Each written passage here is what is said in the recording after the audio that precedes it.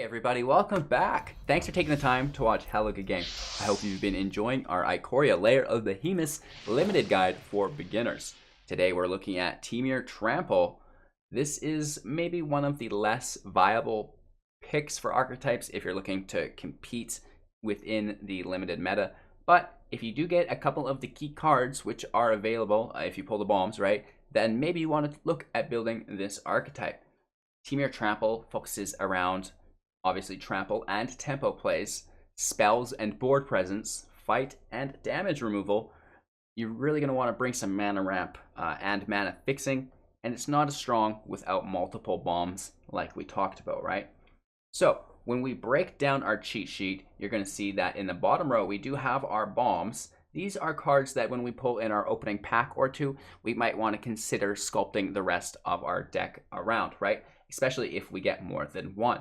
So these are the big baddies that you want to pay attention to. We have Mythos of a Luna, Quartzwood Crasher, the Godzilla, a Luna Apex of Wishes, and Godzilla Turtle, Yadaro Wandering Wishes, and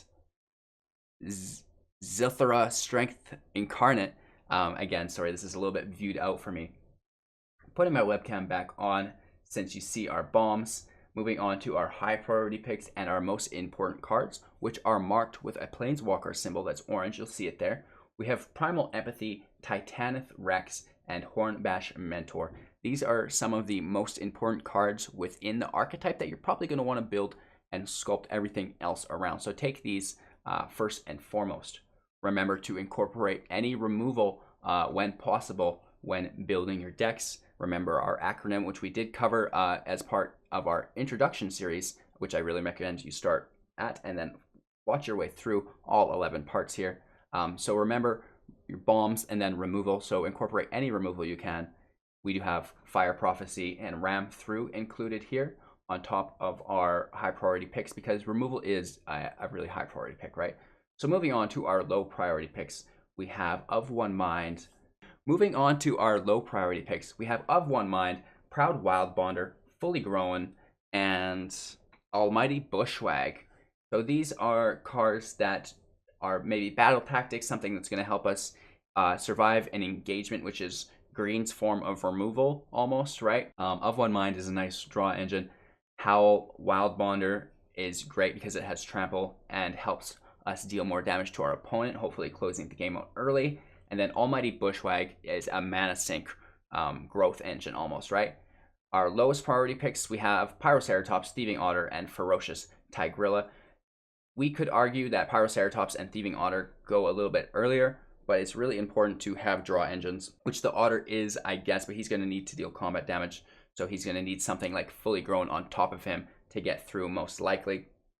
You're going to have trample on him from an outside source, because it's unlikely that you have an empty field with this archetype. We also have Ferocious Tiger, which is great because it's just a nice menace body to get in there, or potentially trample as the deck states, which we'll probably lean to more times than not. So our mentor can put 1/1 counters on everybody with trample. So that's the deck. Those are our picks. Again, with the low priority picks and the field deck, these kind of within Temur Trample blend together, right? They're not so much separated. Again, this is going to be up to you and your personal discretion and how many of these individual cards in your deck. Obviously, you probably don't want 4 copies of Fully Grown in your deck. You might want to take 1 Fully Grown, and then as if you see a Thieving Otter on the next pick, take that instead. So I do normally separate these two, but within Temur Trample, they're kind of more similar than different, right? So that is the cheat sheet, guys. That's how you're going to form your picks while you're opening your packs. Now let's take a look at each individual card and talk about how they work together. Quick reminder that this video is brought to you by aetherhub.com. Check out the link below and visit www.mtgaassistant.net and maybe snoop around and see if you like one of the best Magic the Gathering Arena trackers online, MTG Assistant. With that being said as well, we're also live on Twitch every single morning, 6 a.m. PST, and we're doing daily uploads on YouTube. Don't forget to like, comment, and subscribe. Hit the bell so you're notified of our future uploads because we're having new limited guides come out every day. We're going to break down the commons, uncommons, and then rares or bombs of the set, and then talk about how everything kind of synergizes together. So first off, we have our blue commons, Thieving Otter for 3. It's a 2/2. Whenever Thieving Otter deals damage to an opponent, draw a card. This card does really well in other archetypes, especially mutate archetypes, where you can mutate something with flying onto Thieving Otter, giving him flying. So that's really great. However, we have the potential to put Trample on him and kind of use that as a draw engine, right? We have Of One Mind. This spell costs 2 less to cast if you control a human creature and a non-human creature. Draw 2 cards. We do have that option because of cards like our Proud Wildbonder and our Hornbash Mentor. Moving on to our red commons, Fire Prophecy for 2. It's an instant. Fire Prophecy deals 3 damage to target creature. You may put a card from your hand onto the bottom of your library. If you do, draw a card. So another great way to not only deal a little bit of damage, a little bit of removal, but a little bit of a draw engine on the back end as well. Ferocious Tiger for 4. It's a 4/3. It enters the battlefield with your choice of a Trample or a Menace counter on it. Probably going Trample here because that is the archetype. Pyroceratops for 4. It's a 2/3 with Trample, and whenever you cast a non-creature spell, put a 1/1 counter on Pyroceratops. So this has nice synergy, obviously, with our Of One Mind. If we could stack copies of those, that would be awesome. We also have Almighty Brushwag for 1. It's a 1/1 with Trample. You can pay 4, a little expensive, but it gets +3/+3 until end of turn. So this is a nice way to maybe be able to attack, fake your opponent out. He doesn't block, you get 1 damage in, and then you can still play a creature for 4 afterwards because he was scared to block, because it can be pumped to 4/4. Ram through, more removal for 2 and instant. Target creature you control deals damage equal to its power to target creature you don't control. If the creature you control has Trample, excess damage is dealt to that creature's controller instead. So that's actually pretty awesome, especially when we start to look at some of our bigger cards. We also have Fully Grown for 3. An instant. Target creature gets +3/+3 until end of turn. Put a Trample counter on it. So this is really good for not only our Thieving Otter to get Trample on it, but again, if we cast non-creature spells, it's buffing up our Pyroceratops as well. We have Hornbash Mentor for 3. It's a 3/3. When Hornbash Mentor enters the battlefield, put a Trample counter on target non-human creature you control, Thieving Otter, and then we can pay 3 and tap it. Put a 1/1 counter on each creature you control with Trample. We have Proud Wildbonder. This is a 4-drop, 4/3 with Trample. Creatures you control with Trample you may have this creature assign its combat damage as though it were not blocked. We'd just go straight for his hit points, right? That's the best way to win the game. Titanith Rex, Godzilla Primeval Champion for 9, a very expensive card. It's trampling, cycling for 2. Whenever you cycle Titanith Rex, put a trample counter on target creature you control, Thieving Otter, and then this card is an 11/11. This is great if you can get into the ramp. We don't have any recursion spells, so to bring it back from the graveyard, it's not happening. But again, it's a nice game ender or a cool way to cycle if we don't have the land and put a trample counter on our Otter. We have Primal Empathy. This is one of our high priority picks for 3. It's an enchantment. At the beginning of your upkeep, draw a card if you control the greatest power among creatures on the battlefield.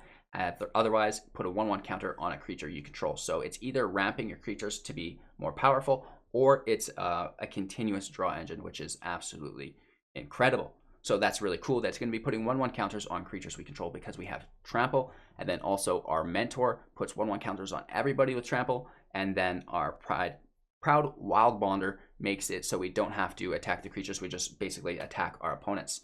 So we just need to get 20 strength, put our Wildbonder out, and hit our opponents, and we're going to win.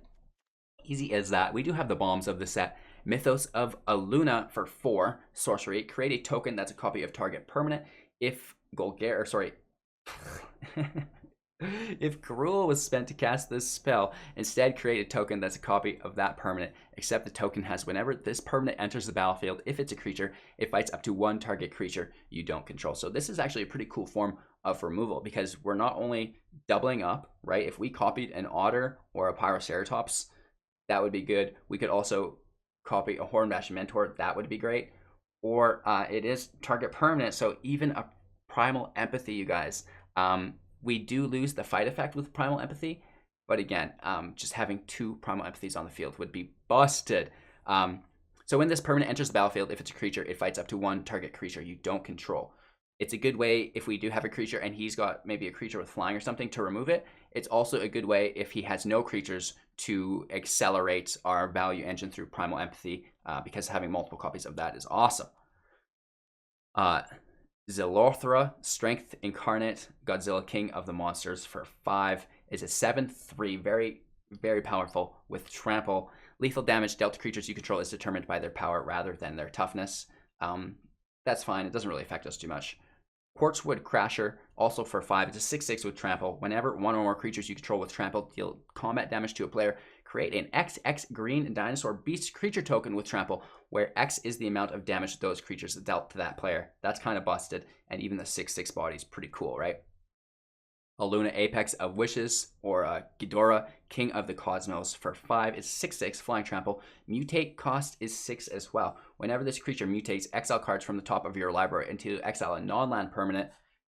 Put that card onto the battlefield, onto your hand. Probably don't want to do this, right? Less than ideal. I guess you could mutate your Thieving Otter, right, to give it flying. That would be really, really cool. However, yeah, we don't really want to, right, we don't really want to exile our library. That's not good. I guess it would just be exiling land, so that could be fine, probably, right? Because when you're casting something for 6, with the mutate cost, you're going to have enough land already. So actually, that's probably okay that I take a closer glance at it. And it's a really cool option that if you do get it, to mutate it onto your Thieving Otter. Godzilla Doom Inevitable, or Yadaro Wandering Monster, is a Trample with Haste, an 8/8 for 7, so it's pretty big. Has cycling for 2. Whenever you cycle Yadaro, shuffle it back into your library from the graveyard. If you've cycled it 4 times, put it into the battlefield from your graveyard instead. So that's unlikely and limited because you only have 1 copy. However, it is still an option.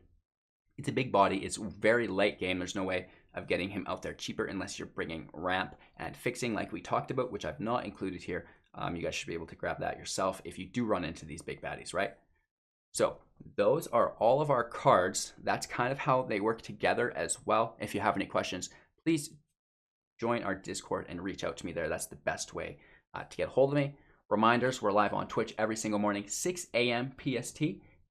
We are also doing daily uploads on YouTube, in which case if you're watching there, please subscribe and hit the bell icon so you're notified of our future uploads. If you found any value in this video, make sure to give me a thumbs up and share it to someone else who you find might get some value from it as well. All right, you guys, thanks for watching. That's all. We're back tomorrow with Abzan Humans, which might be the worst 3-color deck. So don't hold your breath. We'll talk to you then. If you liked today's video, be sure to check out some of our other content. We built playlists for our guides for beginners, and then we also have our greatest hits, which is a collection of our most popular videos. You can also subscribe if you're interested in winning up to 500,000 gems. So do that, tap that like button, send this out to a friend who you think might be interested in it as well, and have a great day.